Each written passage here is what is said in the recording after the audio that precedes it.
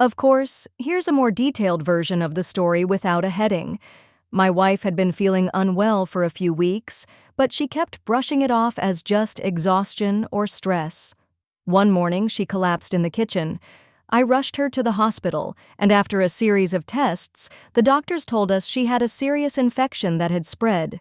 They admitted her immediately, and what we thought would be a quick stay turned into 2 long, exhausting weeks. Every day, I went to see her. I brought her small things to keep her comfortable: her favorite tea, her cozy socks, the book she had been reading. Some days she was quiet and tired. Other days she'd try to smile and ask about things at home. I could tell she was trying to stay strong, but I knew she was scared. So was I. The nurses and doctors were kind, and they did everything they could. Slowly, she began to improve. When they finally told us she could go home, it felt like the sun had come out after a long storm. I brought her back, helped her into bed, and made sure everything was easy for her. I cooked, cleaned, and kept everything quiet and calm. She needed rest, and I wanted her to heal. 2 days later, I left the house for a quick grocery run. I was only gone for about 20 minutes when my phone rang. It was her.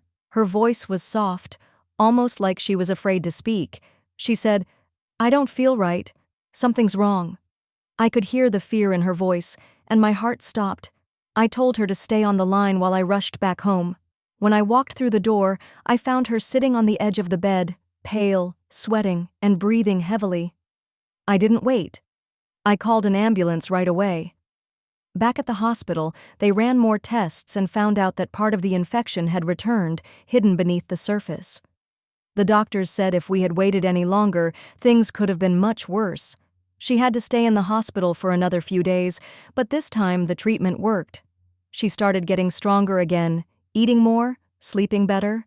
Slowly, I saw the light return to her eyes. That call changed everything.